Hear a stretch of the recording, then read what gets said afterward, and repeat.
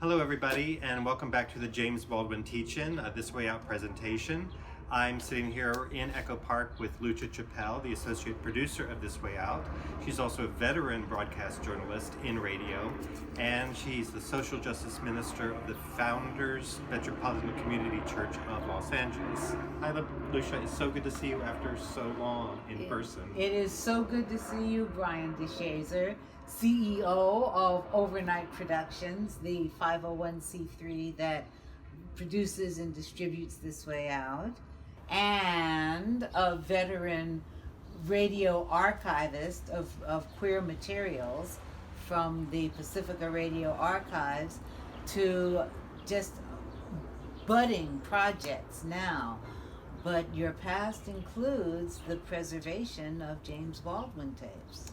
That's right, and we'll be talking about the premium and the gift that we're offering you for a donation of $100 to This Way Out Overnight Productions, a tax-deductible donation. And yes, I am responsible for discovering reel-to-reel tape recordings of James Baldwin from the Pacifica Radio Archives, along with the staff, of course.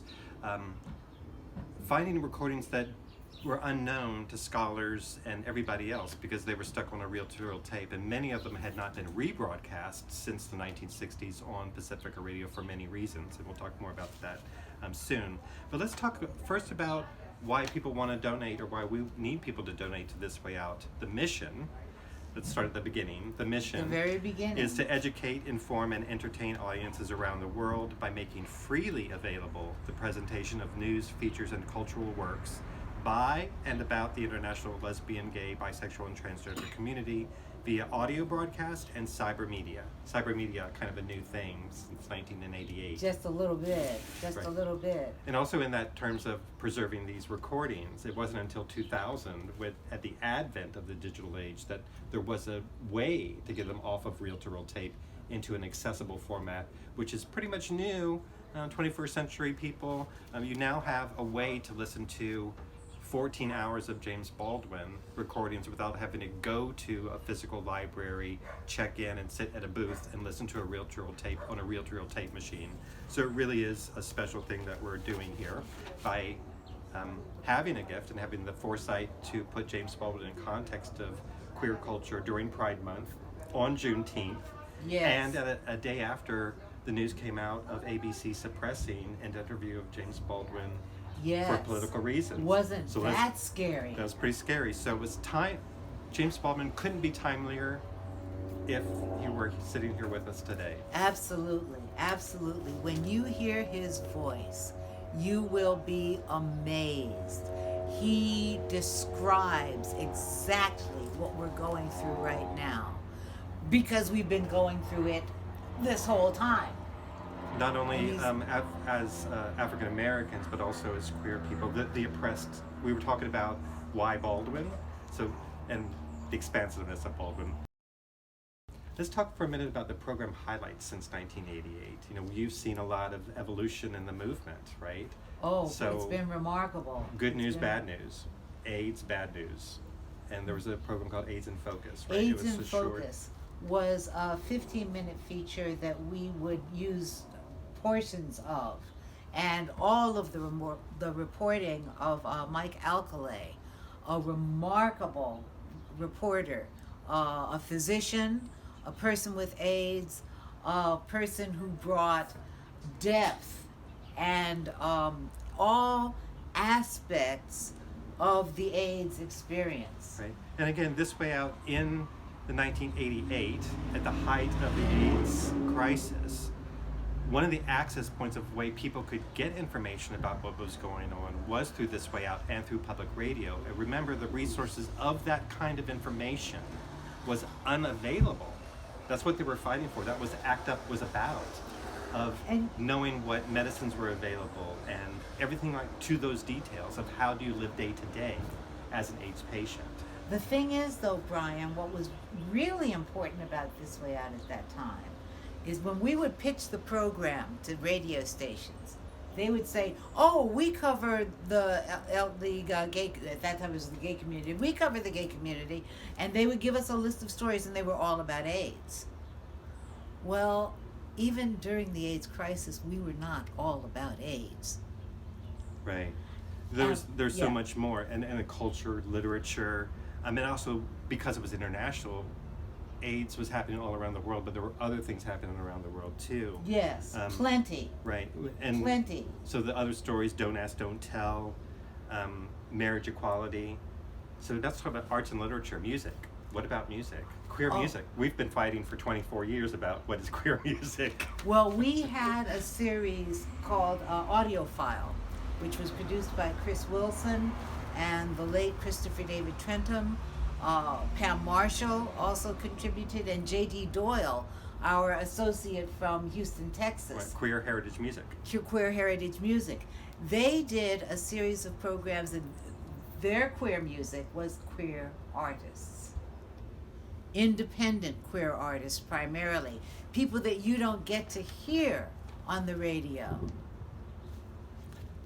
And that sort of brings us into that arts and literature and Baldwin. Like, why Baldwin? Why Baldwin on this way out? Why Baldwin for Pride? You as the social justice minister, why? Because Baldwin touches it all. Baldwin talked about intersectionality before we had a word for it. He was a black man. He was a gay man. He had an experience that was particular, and yet in its particularity was universal. And that's art. Right. That's what and art it's is. timely, and even beyond that, his genius of crafting words, of being able to communicate. I'm ready to cry just thinking about Giovanni's room. Oh my God! All right, so let's talk about the gift. In these 20 recordings from the Pacifica Radio Archives, there is a recording of James Baldwin reading Giovanni's Room, which we heard earlier in this broadcast. But that was just a clip. When you get this gift, you'll get the entire recording of Baldwin. Wow. And one of the recordings that has not been published, and I know that has not been broadcast on radio because it's 95 minutes, it doesn't fit in with a broadcast schedule, is this recording right here. The Negro in American Culture. James Baldwin, Langston Hughes, Lorraine Hansberry, Emile Capollo, and Alfred Kazan. Wow. So this is 1961. This is 1961 when they were in a radio station sitting at the same table. This is WBAI in New York City, talking about A Raisin in the Sun, A Dream Deferred, and they're talking so intimately with each other, the three giants. Can you imagine literature. that table? Oh my gosh. Right. And so this is actually just one of the 20 recordings. Some of these recordings that are speeches that were recorded at churches, at Masonic temples, at a high school in Oakland. And think about, was there anybody else there recording that speech? Sometimes yes, sometimes no. One of the other recordings that is really special is this one right here, an interview with James Baldwin from May 7th, 1963. This is KPFA in Berkeley. The great Elsa Knight Thompson. And John Leonard, who became CBS Morning Art Theater critic, film critic. This is incredibly special. Again, 1963, James Baldwin in a radio station. These have never been transcribed and published, to my knowledge. Certainly not at the time when these were preserved and digitized. Now that these recordings have been made available and accessible to scholars, perhaps they have been transcribed and studied, but I'm not sure. But anyway, this is our gift to you for a contribution of $100 to This Way Out. I think that's about enough of our time. So Lucia Chappelle, now that we're closing our broadcast and ending our time with our listeners and our viewers, let's tell them just a few points of why they should contribute to This Way Out. Your money helps us tell our stories. It keeps us being an independent voice. It helps us hold space on public radio, as bars and the spaces that queer people met. Organizations, community centers, those are dying and closing all over the place. That holding public radio is really important to media literacy and to giving comfort to people on the other end of that radio that need to hear that there's someone like them.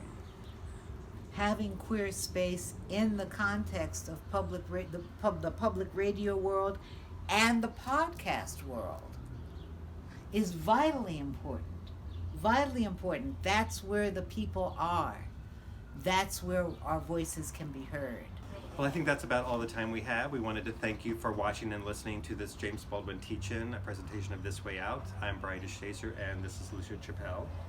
Thank you so much for listening. Thanks, and thanks for all of those who contributed their time and artistry and their efforts and their care for the James Baldwin Teach In and for This Way Out and Overnight Productions. Thank you so much.